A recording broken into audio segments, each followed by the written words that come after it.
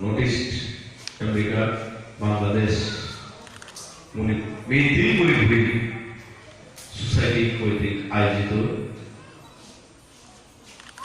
নবম কৃতি ছাত্রছাত্রীদের সম্মাননা অনুষ্ঠানের সম্মানিত সভাপতি, যিনি অতি শ্রদ্ধাভাজন এক শিক্ষক, দয়াময় হাই স্কুল, এবং আমাদের মাঝে আজকে যারা আছেন আমার পরিষদের সম্মানিত সদস্য মহেন্দ্র সিংহ, এবং আমাদের মাঝে আরো যিনি উপস্থিত রামাকান্ত সিংহ প্রিন্সিপাল, এবং আমাদের মধ্যে আরেকজন গুণীজন যিনি শান্তকুমার সিংহ, যিনি আপনার পেশাগত দায়িত্বে আপনারা জানেন। আবার এখানে আরো ওই যে আপনার ধামাই থেকে আগত রঞ্জিত কুমার সিং, পাশাপাশি সুদূর ভারত থেকে আগত যারা উপস্থিত, সবাইকে আমার পক্ষ থেকে, আমার পরিষদের পক্ষ থেকে আসসালামু আলাইকুম। আসলে আজকে আমরা যে উদ্দেশ্যে এখানে এসেছি, আসলে ওই যে বক্তা এবং শ্রোতার মধ্যে যদি একটা সমন্বয় না থাকে, তাহলে এখানে বক্তব্য দেওয়ার মতো আগ্রহ থাকে না। সেটা আজকে আমি দেখতে পেরেছি। আমাদের যে আপনার ওই যে আপনার লাইফটা কোনো সুবিধা আজকে যে যেটা ম্যানেজমেন্টের ব্যাপারে যে আমাদের আফগানি প্রাইমারি স্কুলের প্রধান শিক্ষক অমল কুমার, আসলে এই অনুষ্ঠানটা মণিপুরি কালচারাল একাডেমি কমপ্লেক্সে করার কথা। উনি যখন আমার সাথে মানে শেয়ার করে যে আমরা ওইখানে একটা প্রোগ্রাম করবো, তো আমি বলছিলাম যে এখানে ছাত্রছাত্রী কতভাবে অভিভাবক বা এত সংখ্যা জানতে চাই। উনি বললো আমাকে যে হয়তো বেশ কিছু উপস্থিত থাকে। তো আমি বললাম, দেখেন আপনাদের মধ্যে এই যে আমার ধামাই থেকে আগত যিনি আজকে বিশেষ অতিথি বললেন যে আমাদের আগন্তুক নাকি সবচাইতে বেশি মেয়েটাই অধ্যুষিত এলাকা, সেটা আমার কাছে মনে হয় না। আপনারা তো দূরতেই মনে হয় যে এখানে মেয়েদের বেশি আছে, কিন্তু আসলে এখানে মেয়েদের উপরে নাই। সেটা আজকে প্রমাণ হচ্ছে, দেখেন এখানে আছে কিনা নাই। ও আপনার এলাকায় মনে হয় বেশি, আমার এখানে নাই। আরেকটা জিনিস যদি উনি আমাকে শেয়ার করেন, তো আমি বললাম, দেখো মেয়েদের মণিপুরীদের মধ্যে এখানে ভাইরাস ঘটেছে। আপনারা এখানে আমার সামনে যারা গুণীজন, সুধীজন, সম্মানিত যারা আছেন, আপনাদের এই মেয়েদের মণিপুরীদের ঐতিহ্যকে ধরে রাখতে হলে আপনাদের মেয়েদের মণিপুরীদের ভিতর থেকে আপনারা ভাইরাসটুকু ধ্বংস করে দেবেন। যদি সেই ভাইরাসে কাজ করে, আপনারা আসলে কোন অবস্থাতে বাংলাদেশের মেয়েদের মণিপুরীরা প্রগতি করতে পারবে না। সাতলা বলে দিলাম। দেখেন আজকে আমি যাদের উদ্দেশ্যে এখানে এই দাওয়াত কবুল করে এসেছি, আপনাদের মধ্যে আজকে যে সম্মাননা দেওয়া হবে আমার মনে হয় এসএসসি আর এইচএসসি শিক্ষার্থী, ওইখানে আপনারা কয়জন এসএসসি শিক্ষার্থী আছেন একটু দাঁড়ান দিন। কয়জন একটু বলেন তো? সরকার চাই ওনাদের কি আমার আগুনপুরে কোন কোন জায়গায় এই অনুসার একটা জায়গা কোন কোথাকার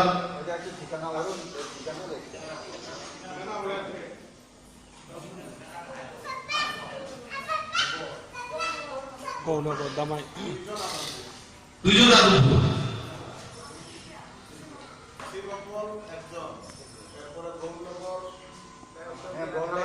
আপনাদের কাছে তালিকা নাই, তাহলে এগুলি আপনারা এইভাবে সাবজেক্ট করে পট করে বলবেন। আচ্ছা আপনারা সিট ডাউন বসে ওই আমাদের এইচএসসি যিনি যারা আছেন তারা যদি কয়জন, 3 জন টোটাল পেলাম, এসএসসি তে 4 জন আর ওই এইচএসসি তে পাইলাম 3 জন, 7 জন। এখানে নাটক সাজাইছে কেন? এখানে 7 জন হবে কেন? পুরো এখানে লিখে দিয়েছেন আমেরিকা বাংলাদেশ, হ্যাঁ 7-5 12 জন হবে, এখানে 7 জন হবে। আপনাদের প্রত্যেক এলাকায় প্রতিনিধি নাই, ওনাদেরকে বলে নাই আসার জন্য। তো এখানে দেখলাম ডোনার আছে আমেরিকার 7 জন 12 জন 14 জন ডোনার আছে, ওরা ডোনেট করতেছে আর এবার ওরা নাটক সাজাইতেছে। ওইগুলো আমি আর কোনোদিন আসতে পারি ওই সমস্ত প্রোগ্রামে, যদি ফলপ্রসূ না হয়, কথা বলতে ভালো না লাগে, আমি যে উদ্দেশ্য এলাম সেই উদ্দেশ্য যদি আমার সফল না হয়, দেখেন আমার 6টার দিকে আজকে মিটিং আছে, আমি ওটাও কিন্তু এখানে যাওয়া শুনতেছি, বাবা ওটা আমার শেষ হয়ে যাবে। সেটা এই যে দেখেন আসলে আজকের যে প্রোগ্রাম আসলে সর্বস্তরে উপস্থিতি কিন্তু প্রয়োজন ছিল। আমাদের এই যে একজন গুণীজন যিনি কাস্টমারকে চাকরি করেন না কালেক্টর ইয়েতে, ওই যে উনি গুণীজন, এই যে আজকের গুণীজন যিনি বলে গেলেন যে আসলে সর্বস্তরে উপস্থিতি কিন্তু প্রয়োজন। আপনারা এখানে নিয়ে আসছেন যারা A+ এবং গোল্ডেন A+, তাদেরকে নিয়ে আসছেন, তাও সেটাতে 100% উপস্থিতি নাই, ওটার উপস্থিতি হইল 12 জনে আসছে, 7 জন, ওই 60% উপস্থিতি, আর বাকি 40% নাই। কিন্তু হয় না। আমি যে পয়েন্টগুলো বললাম আপনারা হয়তো ভালো লাগতেছে না আমার কথাগুলি, আপনারা এই ভালো লাগুক না লাগুক কিন্তু আমি বলে গেলাম, সেটা আমাকে চেয়ারম্যান হিসেবে আগামীতে ভুলতে না দেন সেটা আমার কিছু আসে যায়, সেটা আমি যেটা বলা বলবো সাদাকে সাদা বলবো, কালোকে কালো বলবো, সুবিধা হবে। এই আমি সবটা একটা তোমার না, এটা কি বসু নেই। এখন হ্যালো হ্যালো হ্যালো ঠিক আছে, মানুষ কানের মধ্যে কদম বলে আসে। দেখেন আমি বলবো একটা জিনিস, যে আসলেই এখানে আমাদের শুধু ভারতের যেমন আছে, বাংলাদেশও ধামাই থেকে আছেন এবং স্থানীয় যারা আছেন, আমি সবার প্রতি একটা অনুরোধ এবং আহ্বান এবং বিনম্র ভাষায় করছি, আপনাদের মধ্যে যে সমস্ত ভাইরাস কাজ করতেছে সেগুলি আপনারা গুণীজন সুধীজন সবাই মিলে সেটা একটু নিরসন করার চেষ্টা করেন, দয়া করে আপনাদের ভবিষ্যৎ প্রজন্মের জন্য সেটা আপনাদের কাজে লাগবে। এবং মণিপুরীদের ঐতিহ্য যদি সেটা এইভাবে চলতে থাকে তাহলে মণিপুরীদের মেয়েদের মণিপুরী, আমি কিন্তু আবার নাগরিক সমাজ যখন দিতে যাই তখন নাকি মেয়েদের মণিপুরী, বাঙ্গাল মণিপুরী, বিশ্বকিয়া মণিপুরী। তো আপনাদের এখানে দেখলাম যে মণিপুরী তো এখানে আমাদের 3 সম্প্রদায়ের মণিপুরী আছে, বাঙ্গাল আছে, মেয়েদের আছে। আপনারা এইভাবে ক্লিয়ার করে আমার দেখলে ভালো হবে যে মেয়েদের মণিপুরীদের সংস্কৃতি ঐতিহ্য সবকিছু ধরে রাখতে হলে আপনাদের কিন্তু ঐক্য প্রয়োজন আছে। বাংলাদেশে আপনারা একটা বিশাল একটা কালচারাল একাডেমি কমপ্লেক্স 3.5-4 কোটি টাকা বের করে রাখছেন, এখানে এখন আলোচন কোনো আচার অনুষ্ঠান করার মতো কোনো সাধ্য নাই। দেখেন এদিকে আমি কিন্তু আগে এগুলি জানতাম না, এখন জানতেছি আস্তে আস্তে যে এখানে নাকি কিছু বিষয় আছে। বিষয়টা হচ্ছে যে এখানে মানে শুনি 2টা গ্রুপ আছে, একটা আছে লোকেন্দ্র মাস্টার আর একটা আছে শশী মোহন। এখন আমি বুঝ দিয়ে দেখলাম উস্তাদ আর ছাত্রী মানে শিক্ষক আর ছাত্র, লোকেন্দ্র মাস্টার নাকি ওই শশী মোহনের স্যার, উনি নাকি ওইখানে লেখাপড়া করছেন ওনার কাছে, আবার উনি নাকি উনারা পড়াইছেন। এই শিক্ষক আর স্যার এখানে শুনি কমপ্লেক্সের ব্যাপারে কতগুলো কথা উঠে আসলে বলা হয় যে যে লোকেন্দ্র মাস্টার শশী মোহনের এখানে কৃষের এত গুফা গুফি আর বসাবসি। আমি একটি স্লোগান বলবো আপনাদের সামনে, ফুলের সুবাস নেই, ফুলের সুবাস নেই, মাদক নেশা মুক্ত পরিবেশ করুন। আমি একটি ভালো জিনিস বলতেছি আপনাদের উদ্দেশ্যে, দেখেন সেটা হচ্ছে আপনাদের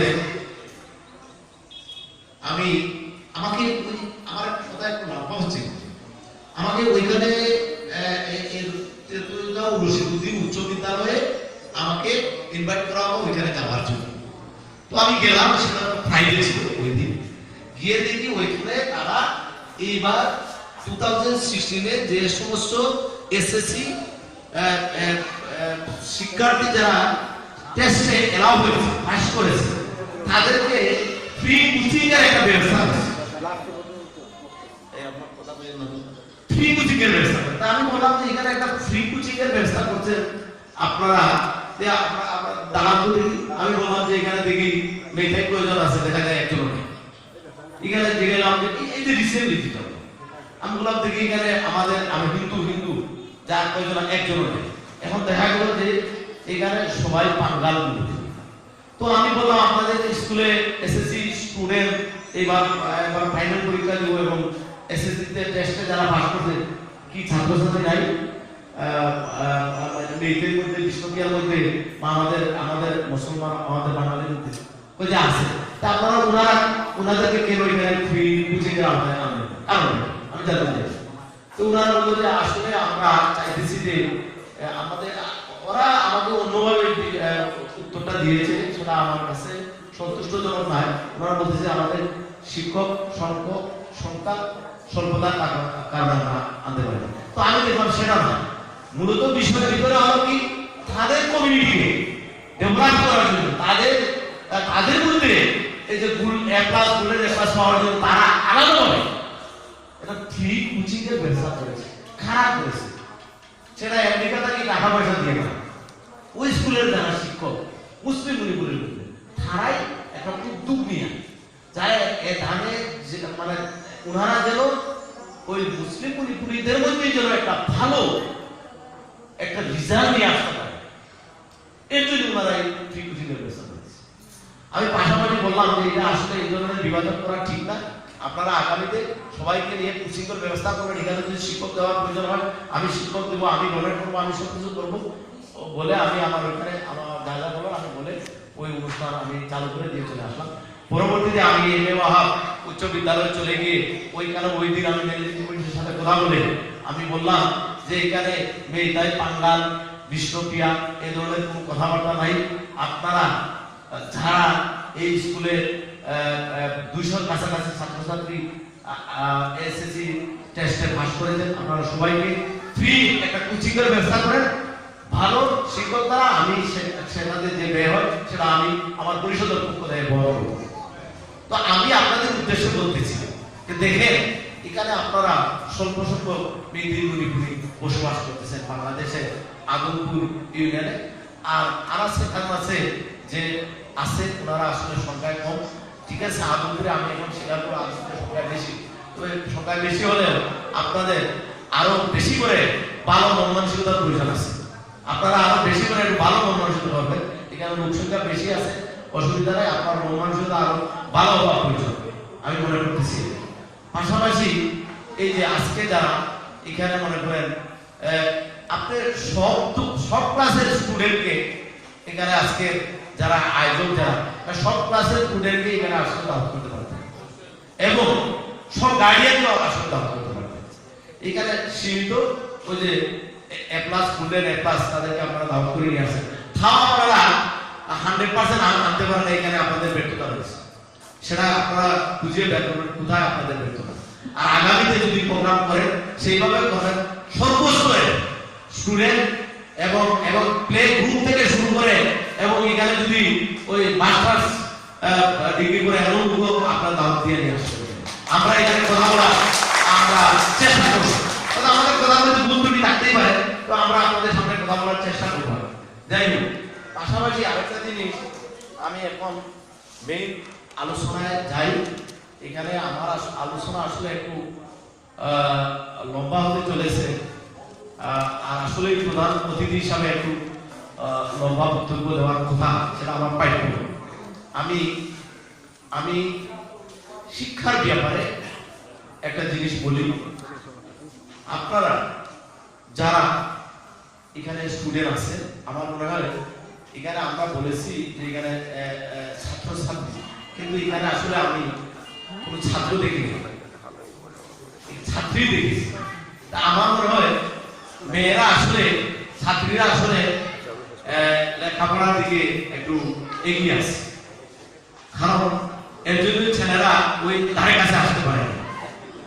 আসলে আমাদের সমাজে একসময় ছিল এটা, যে আসলে ছেলেকে বেশি মা এবং বাবারা, মানে মা যিনি আছেন, বাবা যিনি, ছেলেকে বেশি করে আদর করতেন। ওই যে ভাত খাওয়ার সময় বড় একটু মানে মাছের টুকরা মা ছেলের প্লেটে দিয়ে দিত। কেন?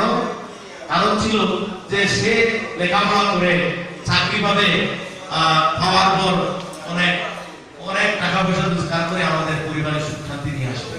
এখন ওই বড় মাছের টুকরা খাওয়াই আর লাভ নাই, লেখাপড়া পিছিয়ে আছে, মেয়েরাই এগিয়ে আছে, ঠিক আছে না? যাই হোক, আপনারা মেয়ে এবং ছেলে বলে এখানে কোনো ভেদাভেদ নাই। আপনারা যদি, যারা এখানে মেয়েরা আছেন, আপনারা ভালো ভালো রেজাল্ট করতে পারেন, আপনারা একদিন পুরুষের যে এই যে দেশের নেতৃত্ব দিচ্ছেন কিন্তু একজন মহিলা, আপনারা ভালো লেখাপড়া করে, আমাদের মধ্যে হলো কি কোন মন্ত্রে বাবা মেট্রিকটা ভাস করিয়া বিদেতে বিগিনি মান মেলে বিগিনি কেমন কিছু টাকা পয়সা সুবিধা পাঠাই দেয়, অসুবিধা নেই, আর আমরা বুঝে বুঝে খাই।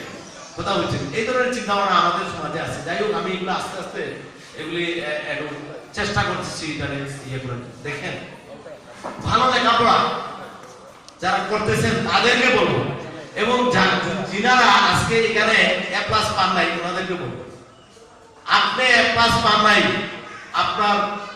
আপনার মনোযোগ, আপনার চেতনা, আপনার সাহসিকতা হারাবেন।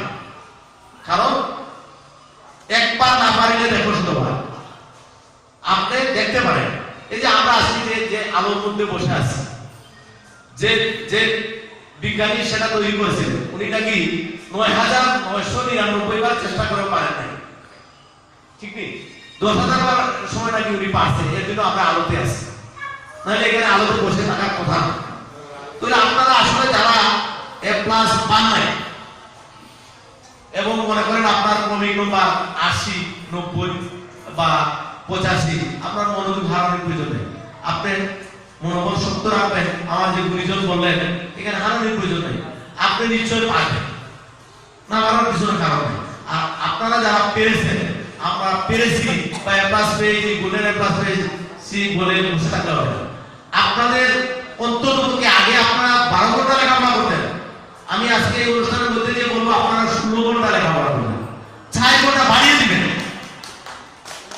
কারণ এই মোবাইল থেকে গান শুনে কোনো লাভ নাই। আপনারা এই বয়সে আপনারা কাজে লাগান, নিশ্চয় আপনি একদিন আপনার গন্তব্য স্থানে পৌঁছে যাবেন, নিঃসন্দেহে বলে দিলাম।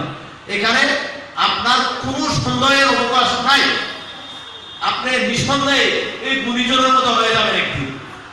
আপনি এ প্লাস পান না পান, আপনি মনোবল হারাবেন না, আপনি মনোবল দৃঢ় রাখবেন, আপনি একদিন গুণীজন হয়ে যাবেন নিঃসন্দেহে। আমরা বলবো আর সম্বর্ধনা দিব গুণীজন হিসাবে।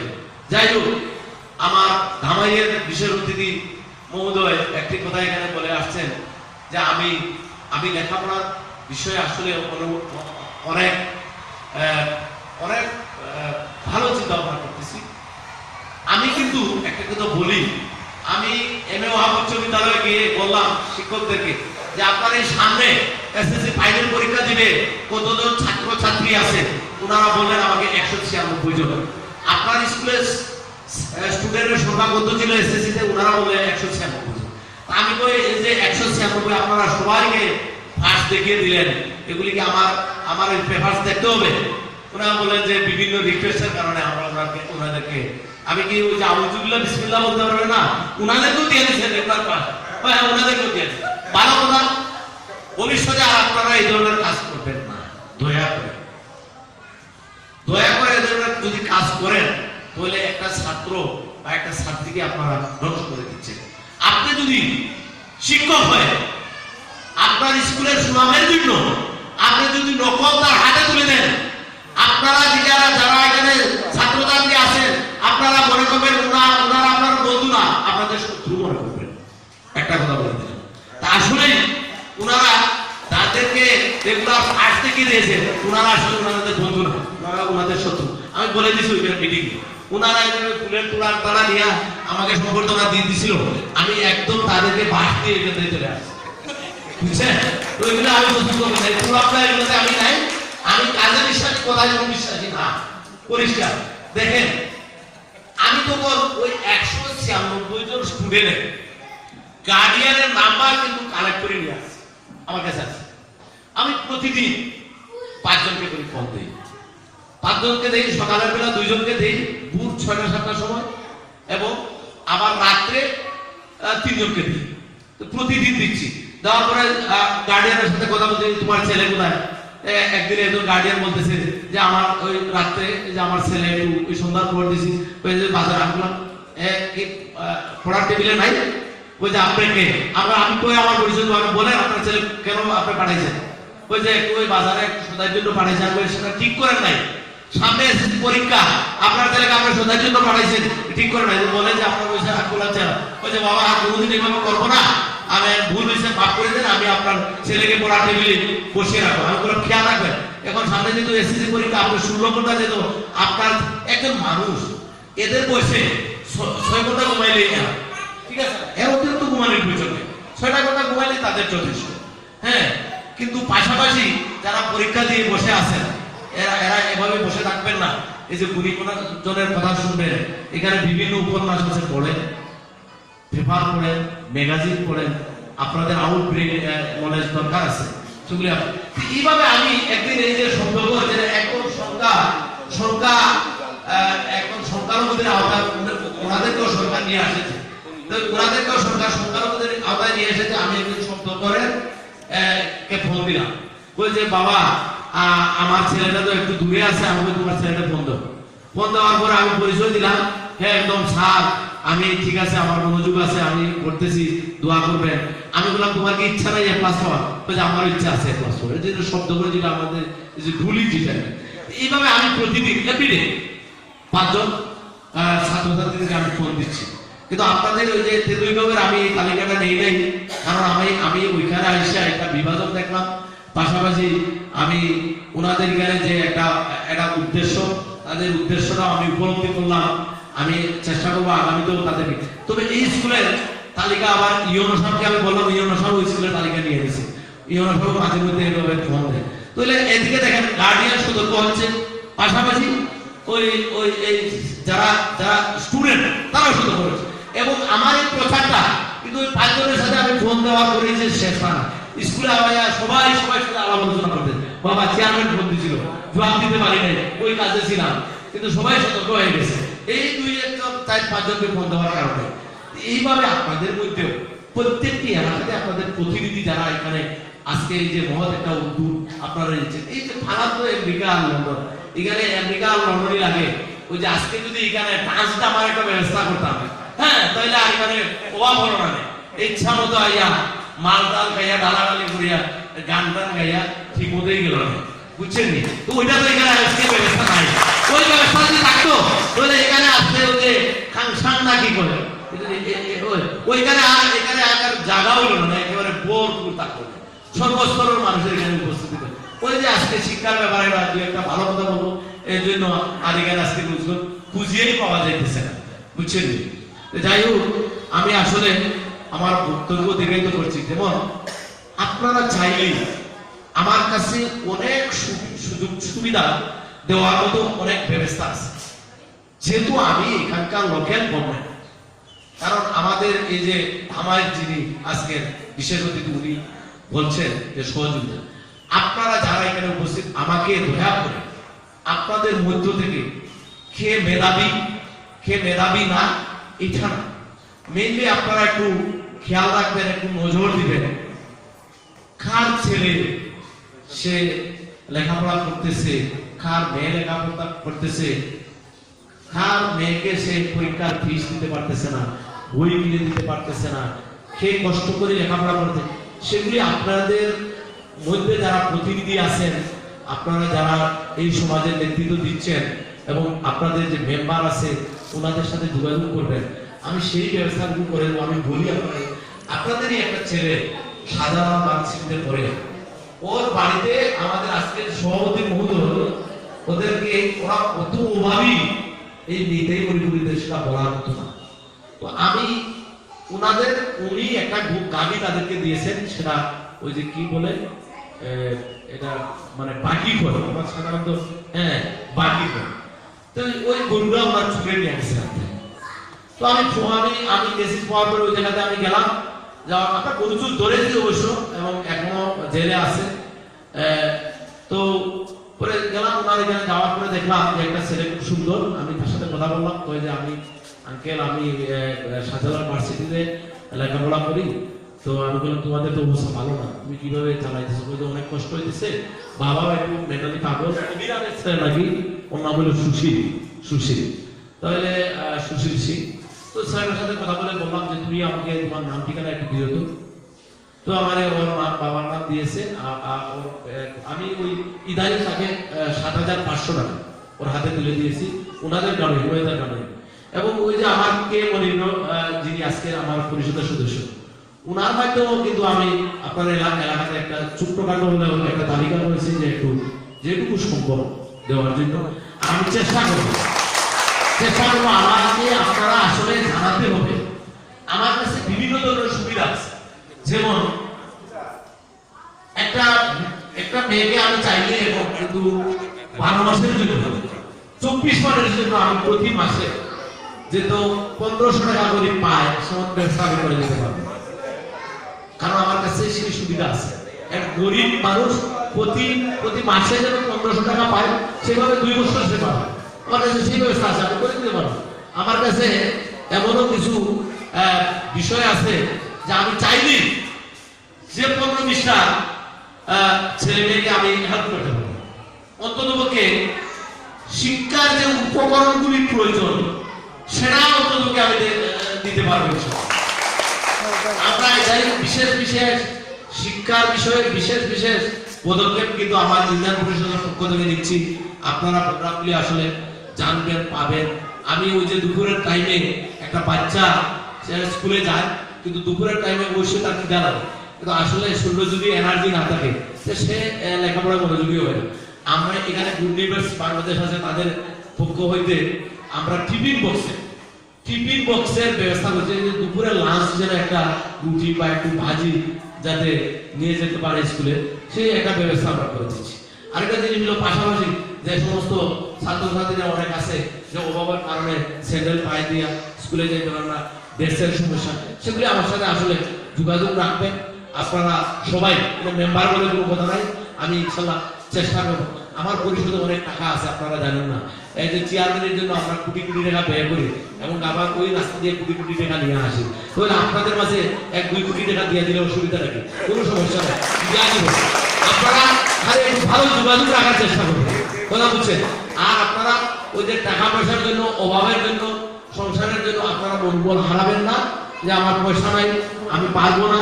আর যার পয়সা নাই আমার কাছে আপনারা যাবেন, আমি চেষ্টা করবো যাতে আপনাদেরকে সেই সহযোগিতা। আমি কি বলবো, আমাদের গুরুজন যারা আছেন, হঠাৎ একদিন সন্ধ্যার সময় একটা মেয়ে আমার কাছে আমার অফিসে ঢুকছে, সালাম দিয়ে কেঁদে ফেলছে। আমি বললাম তুমি কাঁদছো কেন? তুমি কাঁদবা না বলবা? আমি বলবো কাঁদা বন্ধ করো, আমাকে বলো কি সমস্যা। তো বললো স্যার আমি এসএসসিতে আপনার 8-এ A+ পেয়েছি, এসএসসিতেও A+ পেয়েছি। আমি মুরলীবাজার সরকারি কলেজে আমি চান্স পেয়েছি ফিজিক্সে, কিন্তু 5,500 টাকা লাগে স্যার। আমার মা মুড়িপুরি বাড়িতে, মুসলিম মুড়িপুরি বাড়িতে ওই যে জিএর কাজ করে। তো আমার মা কোনোভাবেই 1500 টাকা জোগাড় করেছে ইদানিং, এই যে মাসখানেক আগে, এই গত মাস নভেম্বর মাসে।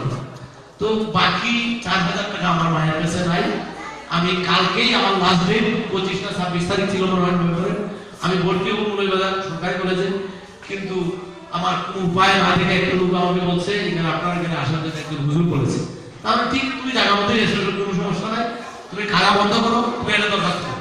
সাথে সাথে মেয়েরা একটা দরখাস্ত দিছে। আমি ইউনো সাহেবকে ফোন দিলাম যে এই পরিস্থিতি, ইউনো সাহেব বলবে যে ও আমার দরকার